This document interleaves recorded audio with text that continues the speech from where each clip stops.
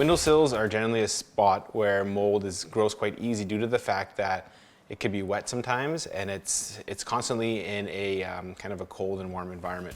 And what we're going to do is actually go and clean this mold off, as a lot of times mold in houses begin as surface mold, and we need to make sure that we take care of that surface mold before it grows into a bigger problem. So the easiest way to clean this mold is basically just with hot water, dish soap, a rag, and gloves. Whenever you get close to any sort of mold, you just want to make sure you're wearing proper protection, just to make sure you don't get sick or anything like that. So I got gloves on, I got my rag, and what we're going to do is we're going to go inside there and simply just work the mold away. I like to work it into one center spot, just so I'm not dragging it all over the place. This is a mixture of dirt and mold. There's just a lot of things we don't want in a windowsill. This is what's being introduced into your interior air by way of just airborne allergens. So we want to make sure we take care of this as much as possible. And I'm going to give it a little ring-a-ding. And we're just going to continue to clean up any mold.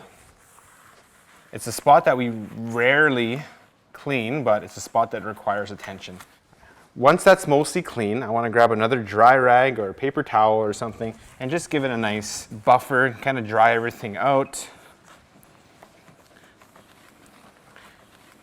Well, there we go. We cleaned off the surface mold to the windowsill. And there can also be different spots in the house that have surface mold, spots in the bathroom or laundry room area. And we want to make sure that whenever we see any sort of dirty, moldy area, we take care of that right away, because if we allow it to grow, it's just going to get worse, therefore damaging the home and also just making for a very unhealthy home due to the fact that it's going to kind of be in your air system. Just because you're deadly doesn't mean your house has to be.